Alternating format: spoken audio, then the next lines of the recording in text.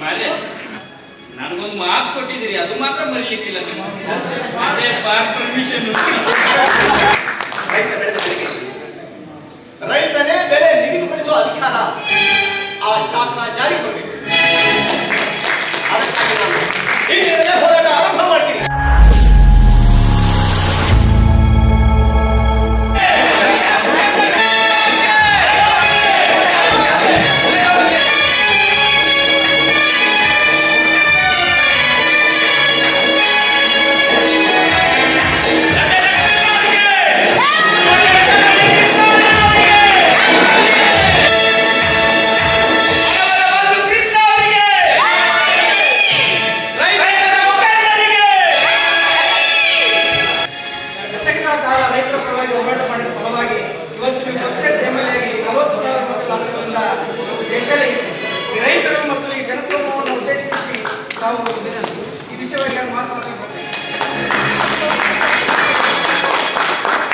ಎಲ್ಲ ಬುದ್ಧಿಜೀವಿಗಳು, ಗುರು ಹಿರಿಯರು, ಯುವಕರು, ತಾಯಂದಿರು ರೈತ ಅನ್ನುವ ಕಾರಣಕ್ಕಾಗಿ ಅಭಿಮಾನದಿಂದ ನನ್ನ ಆಯ್ಕೆ ಮಾಡಿ ಎಲ್ಲರೂ ತಮ್ಮ ಓಟಿನ ಮೂಲಕ ಆಶೀರ್ವಾದ ಮಾಡಿ ನನ್ನನ್ನು ಜನಪ್ರತಿನಿಧಿಯಾಗಿ ಆಯ್ಕೆ ಮಾಡಿ ಯಾವುದೇ ಭೇದ ಭಾವ ಮಾಡ್ತೇನೆ.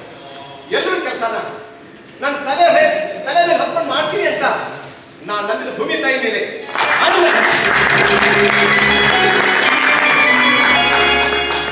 ಮಾರ್ರೆ, ನನಗೊಂದು ಮಾತು ಕೊಟ್ಟಿದ್ದೀರಿ, ಅದು ಮಾತ್ರ ಮರೀಲಿಕ್ಕಿಲ್ಲ. ಅದೇ ಪರ್ಮಿಷನ್.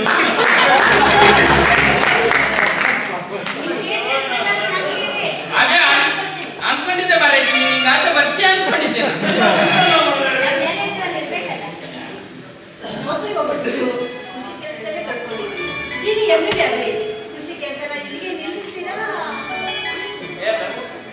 ಇಡೀ ವಿಶ್ವದಲ್ಲಿ ವರ್ಷ ಪೂರ್ತಿ ಕೃಷಿ ಕೆಲಸ ಮಾಡುವ ದೇಶ ಅಂದ್ರೆ ಅದು ನಮ್ಮ ಭಾರತ ದೇಶ.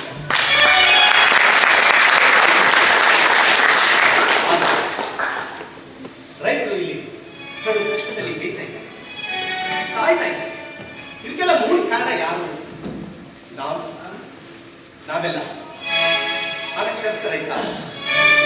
ಸರ್ಕಾರದ ಮೇಲೆ ಅವಲಂಬಿತರಾಗಿರ್ತಕ್ಕಂಥ ರೈತ ಅನ್ನೋ ಹಣೆಪಟ್ಟಿನ ಕಳಿಸಿ ಹೋಗಬೇಕಂದ್ರೆ ನಾವೆಲ್ಲ ಮತ್ತು ವಿದ್ಯಾವಂತ, ನಮ್ಮೆಲ್ಲ ಮಕ್ಕಳಿಗೆ ಅಕ್ಷರ ಕಲಿಸಬೇಕು, ಅವ್ರನ್ನ ಬುದ್ಧಿವಂತರಾಗಿ ಬೆಳೆಸಬೇಕು. ನಮ್ಮ ಸಂಸ್ಕಾರ, ಸಂಸ್ಕೃತಿ, ಸಂಪ್ರದಾಯನ ಕಲಿಸಬೇಕು. ಅನ್ಯಾಯನ ಪ್ರತಿಭಟಿಸುವ ಶಕ್ತಿ ಅವರಿಗೆ ಕೊಡಬೇಕು. ರೈತ ಬೆಳೆದ ಬೆಳೆಗೆ ರೈತನೇ ಬೆಲೆ ನಿಗದಿಪಡಿಸುವ ಅಧಿಕಾರ ಆ ಶಾಸನ ಜಾರಿಗೆ ಬರಬೇಕು. ಅದಕ್ಕಾಗಿ ನಾನು ಇಂದಿನಿಂದಲೇ ಹೋರಾಟ ಆರಂಭ ಮಾಡ್ತೀನಿ. ಇಡೀ ನಾಡಿನಾದ್ಯಂತ ಸಂಚರಿಸಿ ಎಲ್ಲ ರೈತರ ಜಾಗೃತಗೊಳಿಸಿ 5 ವರ್ಷಗಳ ನಂತರ ವಿಧಾನಸಭೆಯಲ್ಲಿ ಈ ಹಸಿರು ಶಾಲು ಕಂಗೊಳಿಸ್ತಾ ಇರಬೇಕು.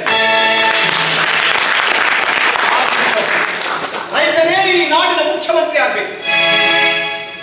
ರೈತ ಸಮೃದ್ಧಿಯಾಗಿದ್ದರೆ ಮಾತ್ರ ರಾಷ್ಟ್ರ ಸಮೃದ್ಧಿಯಾಗಿರಲು ಸಾಧ್ಯ. ರೈತ ರಾಷ್ಟ್ರದ ಭಾಗ್ಯ ವಿಧಾತ. ಹೌದು, ರೈತ ನುಗ್ಗಿದರೆ ಉಕ್ಕುವುದು ಜಗವೆಲ್ಲ, ರೈತರ ನೊಕ್ಕಿದರೆ ಬಿಕ್ಕುವುದೂ ಜಗವೆಲ್ಲ ಎನ್ನುವ ಸರ್ವಜ್ಞರ ವಚನದಂತೆ ಕೊನೆ ಪಕ್ಷ ನಮ್ಮ ರಾಜ್ಯವಾದ ಸಮೃದ್ಧಿಯಿಂದಿರಲು ನಾವೆಲ್ಲ ರೈತ ಬಂಧುಗಳ ಜೊತೆ ಸದಾ